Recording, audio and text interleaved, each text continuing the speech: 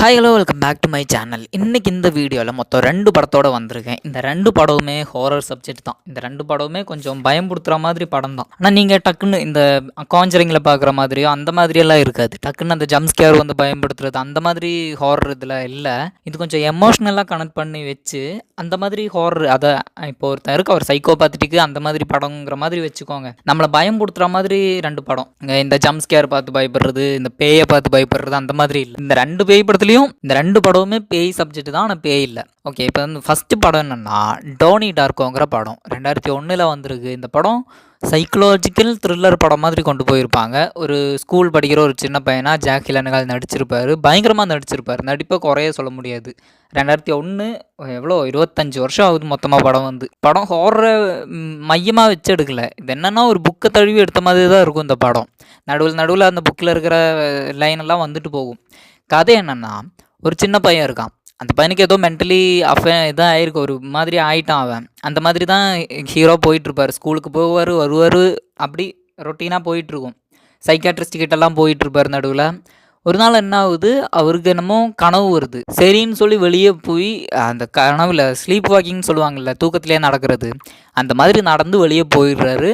அப்புறம் காலையில் வந்து எந்திரிச்சு வந்து பார்த்தா வீட்டில் மேலே அந்த ஏரோப்ளைனோட அந்த சக்கரம் இருக்கும்ல, சக்கரம்னா அந்த ஃபேன் மாதிரி சைடில் 2 சுற்றிட்டு இருக்கும்ல, அதில் ஒன்று வந்து ஹீரோவோட வீட்டில் விழுந்திருக்கும். அதுவும் ஹீரோ படுத்த ரூம்லேயே விழுந்திருக்கும். இது கடைசியில் ஒரு ட்விஸ்ட்டாக வந்து நிற்கும். ஏன்னா இந்த சீனில் ஹீரோ வீட்டில் இல்லை, அவர் தப்பிச்சிட்டார். வெளியே ஸ்லீப் வாக்கிங்கிறதுனால தப்பிச்சிட்டாரு. அதுக்கப்புறம் என்ன ஆகுது ஏதாவதுங்கிறது கதை. ஒவ்வொரு விஷயமா அவருக்கு நடக்க ஒவ்வொன்றும் ஹாரராக போய்கிட்டு இருக்கும். ஆனால் நம்மளுக்கு டக்குன்னெல்லாம் பயன்படுத்த மாட்டாங்க. எண்டிங்கில் கொஞ்சம் ஒரு ட்ராஜிக்கான ஒரு மொமெண்ட் இருக்குது. அது பார்க்கும்போது கொஞ்சம் மூச்சு விடாமல் கஷ்டப்படுவீங்க. மற்றபடி அந்தளவுக்கு ஹாரர்னு சொல்ல முடியாது. ஒரு ஆவரேஜான படம். ஒரு வாட்டி பார்க்கலாம், ஸ்லோவாக போகும். என்ன ஜாக் கிலன்ஹால் நல்லா நடிச்சிருப்பார். அவரோட தங்கச்சி அக்காவை அவங்க நடிச்சிருப்பாங்க. இதில் 2 பேரும் அக்கா தம்பியா அண்ணன் தங்கச்சியான்னு தெரில நடிச்சிருக்காங்க. அப்புறம் இந்த என்ன சொல்கிறது, அந்த படத்தில் டோனி டார்கோ படத்தில் அந்த ஒரு முயல் பொம்மைக்காரனை காட்டும். அந்த முயல் பொம்மை மாஸ்க் மாதிரி நம்ம போட்டிருப்பான் அவன். ஹாலோவினுக்கான காஸ்டியூம் தான் அது. ஏன்னா அது கடைசியில் ரிவீல் பண்ணியிருப்பாங்க அது ஹாலோவினுக்கான ஒரு காஸ்டியூமுங்கிற மாதிரி. பக்காவான ஒரு செட் பண்ணி வச்சுருப்பாங்கங்க அங்கே. அது நான் நினச்சி பார்த்ததை விட ரொம்ப நல்லா இருந்துச்சு. ஒரு தேட்டர் சீன் வரும். ஈவில் டெட் படத்தோட ஒரு பழைய படம். ஈவில் டெட் ஃபஸ்ட்டு வந்ததா செகண்ட் வந்ததான்னு தெரில. அந்த படத்தோட ஷோ ஓடிட்டுருக்கும். இவங்க 2 பேர் தான் அந்த தேட்டரில், வேறு யாரும் இல்லை, காலியாக தான் இருந்துச்சு. ஹீரோவும் ஹீரோயினும் இருப்பாங்க, ரொமான்ஸ் எல்லாம் ஆகி வந்திருப்பாங்க. அப்படி போயிட்டு இருக்கும்போது அந்த முயல் தலையனும் வருவான். ஹீரோ ஒரு மாதிரி அவன் ஏற்கனவே பைத்தியம் பிடிச்ச ஸ்டேஜில் தான் இருக்கான் ஹீரோ. அந்த முயல் பொம்மைக்காரனை பார்ப்பான். உனக்கு என்ன வேணும்னு கேட்பான். அது நல்லாயிருக்கும் அந்த சீனு. அந்த ஒரு சீனில் ஒரு டயலாக் நல்லா யூஸ் பண்ணியிருந்தாங்க. நான் எதிர்பார்த்தது கூட நல்லா இருந்துச்சு. அந்த டயலாக் கன்வர்ஷனாக இருக்கட்டும், எல்லாமே எப்படா டயலாகை ஃபிக்ஸ் பண்ணிக்காங்கங்கிற மாதிரி. நான் அந்த டயலாகுக்கு தான் இந்த படத்தில் அடிக்ட் ஆனது. அந்த டயலாக் இல்லைன்னா இந்த படத்தை ரிவ்யூ கூட பண்ணியிருக்க மாட்டேன். அதில் அந்த ஹீரோ சொல்கிற விஷயம், உனக்கு எப்படி அந்த மாஸ்க்கு பின்னாடி நீ யாருன்னு கேட்பான். அந்த சீனில் நல்லாயிருக்கும். நீ மாஸ்க் இல்லாமல் எப்படி இருப்பேன்னு கேட்பான் அந்த முயல் பொம்மைக்காரன். அதெல்லாம் பயங்கரமாக எடுத்திருந்தாங்க. இந்த ஒரு சீனுக்காக கண்டிப்பாக மொத்த படத்தையும் உட்காந்து நீங்கள் பார்க்கலாம், வர்த்து. அப்புறம் அந்த முயல் பொம்மைக்காரனுக்கு கண்ணில் என்னமோ ஆயிருக்கும். அது எதனால் ஆயிடுச்சுன்னு கேட்குறதுக்கு ஒரு டயலாக் இருக்கும். எங்கேருந்து வர்றாங்கன்னு எனக்கு சத்தியமாக தெரில. இப்படி யோசித்து கடைசியில் ஒரு லீடை கொடுத்து கடைசியில் அந்த லீடுக்கெல்லாம் ஒரு ஆப்பை வைப்பாங்க பாருங்கள். ட்விஸ்ட்டு தான், பயங்கரமான ட்விஸ்ட் இருக்கும். Must watch.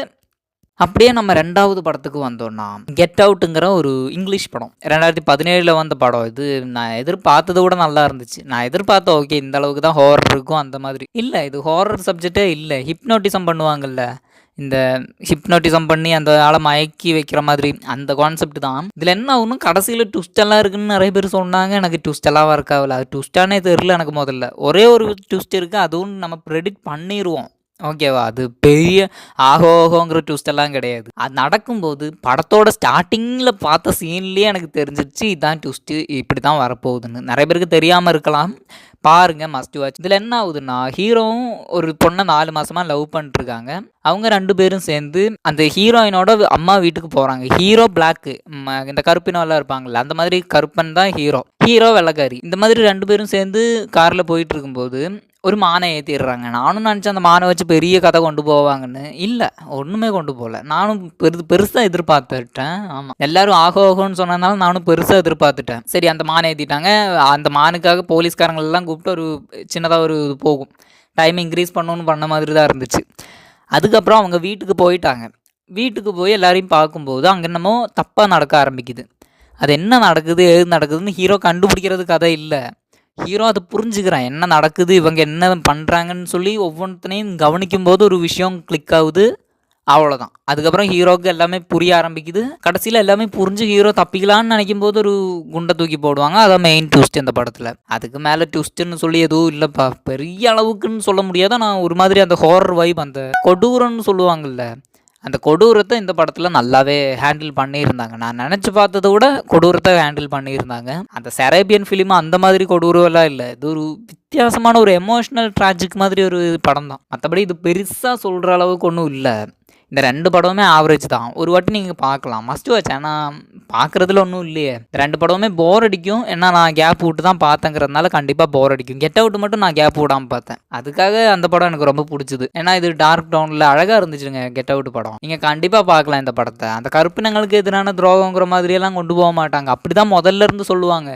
ஆனால் கடைசியில் தான் இல்லை, அப்படியெல்லாம் இல்லைன்னு ஒரு சொல்லுவாங்க. ஓகே, என்னால் ஏன்டா இப்படி சொல்கிறீங்கிற மாதிரி ஆயிடுச்சு. படம் பாருங்கள், புரியும். இங்கிலீஷில் இருக்குது, தமிழ் டப்பிங் இருக்கான்னு பார்க்கல. அவ்வளோதான். இந்த 2 படமும் மஸ்ட் வாட்ச். ஜாக்கி லென்காலோட ஆக்டிங்காக ஃபஸ்ட்டு படம் பார்க்கலாம்.